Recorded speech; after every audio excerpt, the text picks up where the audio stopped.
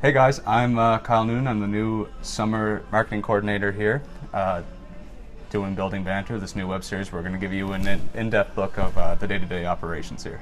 How's it going? This is our first episode of Building Banter, our new web series for Habitat PEI. This is going to give us an outlook into the day-to-day of all the people that work here, what we do, and kind of to answer any questions you guys have about where all the donations and such go, and how our operations run. With me is Paul Molyneaux. He's the Restore Manager. I'm going to ask him a few questions today, give a quick interview, just to see what his day's like day to day. I know it's pretty hectic most days. Most days are hectic, yeah. Every day is different, so. So why don't you introduce yourself? I know I already gave you a little bit of an intro, but my name is Paul Molyneaux, and I've been the Restore Manager for 2.5 years now. I've been with Habitat for almost 3 years, so I started in the affiliate office, helping with the build teams, and then a day or two a week on the off season I would go to work down the Restore to help out, and that's, I guess, how it all started. So why did you pick Habitat? Actually, I was referred to Habitat from someone in the office. Jolene I had known Jolene from a previous job, and she knew that they were hiring. So she just knew that I was looking for a change and suggested I apply for here, and that's kind of how it all. The PEI way of you got to know somebody to word of mouth. Word of mouth, yeah. Jolene Spencer's one of the people that do a little bit of everything around here. We'll have an episode with her later. Talk to me about the day-to-day operations here. Like, what does a day into the building look like? A day into the Restore could be, basically, so we do pickups of donations. So we go all across the island, depending on what day of the week it is. Will depend on where we're at. So 5 days a week we do pickups. The back door is open Monday to Saturday for donors to drop off stuff. We do about 10 pickups a day at residences, businesses. So, when I say one pickup, it could be a household at one pickup, right? So items are just, sometimes you get a truckload at one place, sometimes it's a stove or a couch or something like that. So we do pickups, we get drop-offs. Other things that we're doing here is we're booking the truck. We're working with volunteers. We're working with co-op programs. We're working with government programs, getting staff in and getting volunteers in. Dealing with customers, obviously. That's our bread and butter. Phones. So I do social media, so Facebook, Twitter, that kind of thing. It's one of those places where I can have a list of things to do and get nothing done and still have, a full day. So very unpredictable. So when we're talking about the pickups, what kind of goes into that? Like, do we have a truck that goes out? Yeah, we have a truck. People just call in or they show up to book for a pickup. Usually we go west one day and we'll go Wood Islands another day. We'll go Surrey way another day. So depending on where you live is when we'll get there. We can arrange for about 10 a day. We let people know over the phone, what items we're getting, so we can try to map out how much room we have in the truck. We always ask people if the items are in sellable conditions, so furniture shouldn't have any stains or tears or pet damage or anything on it. So if it's something we can't sell, we would rather not have to go to Surrey or something. Yeah, exactly. It happens where you'll drive for an hour and end up with something not worth selling, but just kind of the way of the business.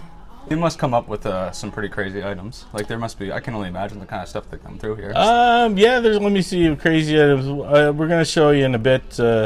Currently we have a couple of paintings, original paintings that were donated by the family, local artist, which have some great price tags on them for our end. Another item we're going to show you is a $4,000 US table that was never used, but had damaged a little bit in the shipping to get it here. So that's how it ended up at Habitat. We get a lot of retro furniture. We had a couch that went crazy on the internet last year. It was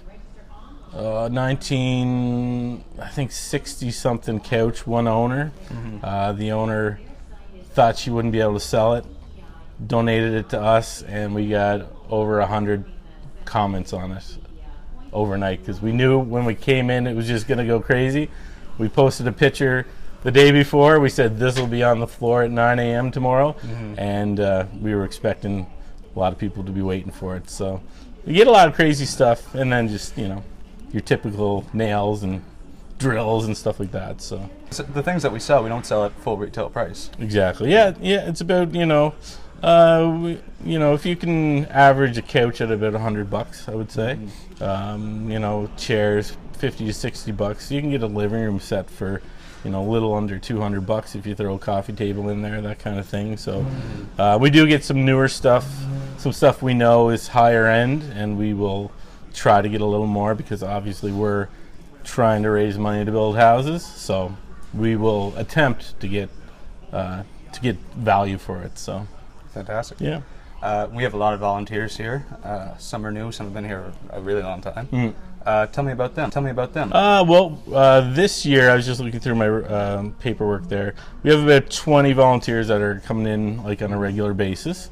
I wrote down a number last year in volunteer hours. We had just under 3,800 hours put in by volunteers. Volunteers that have been here 7, 8, 9, 10 years. Some of them are newer. But you know, there's memorable ones. Or I don't want to take away any names from anyone, but a lot of our volunteers would rather not be in the spotlight. Absolutely, it's kind of like one of those things where, you know, they just want to come in and do what they need to do and go home. So and that's what this for, is to put them in the spotlight. Exactly. So the volunteers that have been in here and that were in here before, if you're watching, we thank you. Definitely. I know this is a great cause. Obviously, we help a lot of people out. Some fantastic families. Is there any memorable moments on your end that you remember from working here? I was trying to think of that, and like I'm trying to think of something that stands out. There's a lot of things that stand out, but the one thing that stands out the most, and has nothing to do with items that have been here or sales that we've made, is the volunteers. When I was thinking about it, it all came back to volunteers. Volunteers are in here to help us. They put in a lot of work. They put in a lot of dedication. But the funny thing is, a lot of the time, the volunteers will be the ones that bring stuff to us. As in, we had a volunteer who passed away about 2 years ago named Doug Kennedy. He would come in every day, out of his own pocket, bags full of chocolate bars. McDonald's at lunchtime, like 20 burgers for everyone. You know, volunteers aren't supposed to do that. We're supposed to look after the volunteers. We have volunteers that come in with coffee and donuts and stuff like that. Volunteers who cook a meal and bring it in. It's like, we're supposed to look after you, but they're coming in and sharing what they have with us. So right, everybody kind of helping each other. Very memorable. Like, just certain days you're like, you know, why would you have to do that? You know, you're helping us, but you're like feeding everybody here. So right, yeah, it's a great spot to get some free food. Right. If you volunteer, you'll probably get pizza and coffee someday.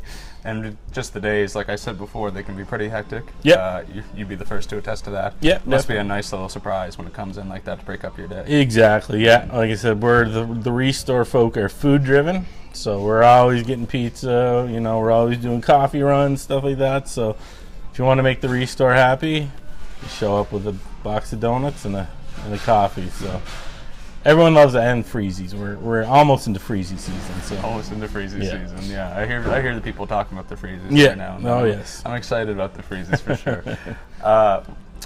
besides that, is there any way, can you tell us how we can get in contact if the people want to volunteer or reach out or donate? Yeah, for sure, obviously. So our phone number is 902-368-7539. Facebook is what I'm most active on. So it's just search PEI or Habitat for Humanity PEI Restore. There is an affiliate site too, so just make sure if you want to see what's coming in for items that you put the word Restore there. We also have Twitter. I look after the social media. I post pictures of items that come in, post any events that might be coming up. So that would be the top 3 ways for social media, and pop in, take a walk through, that kind of thing. Fantastic. Yeah. Yeah, and it's like we've been saying, it's a great cause, it's a great place to donate. You help out some fantastic people when you do. Everything in here, all the furniture that gets sold goes right back into any expenses that we have, keeping the lights on so that we can keep helping these fantastic families. All right, and I think now we're going to go and see some of the stuff. Yeah, show a few items that we have. All right, fantastic. All right. So we just want to show you this, an idea of some of the donations that we get in. It's not always just couches and chairs that have been, in people's houses for a few years. This table came in, it was custom ordered in, I guess an interior designer in Charlottetown ordered it for a client of hers. It's Bernhardt Furniture, so a very high-end name furniture company in the States. So they shipped it here, and there was a little bit of damage when it was shipped. You can see the retail price on it was $4,000 US. So if you're going to pay $4,000 US for a table, you don't want any damage on it. As you can see, there's just some damage on the corner there, but still that was something that they weren't interested in. So they had to donate it to get a refund. So to the Restore it came. So $4,000 US, equate that to Canadian. We're selling it for $1,800, no tax ever at the Restore. So it's been here for a couple days and getting some looks, and we'll see what happens with that. Another interesting donation we got just 2 days ago, 2 paintings from a local artist. The name is Reg Vesey. And it was created in 1987. So we have another painting over there as well. So as you can see here, it was on sale at the Federation Center Art Gallery. The sale price was $1,800 for it, and that was in 1988. So it's oil on board, original painting. So we're very happy to get 2 of these. It was valued at $1,800. We put $600 on it, so we're gonna see what we can get with that.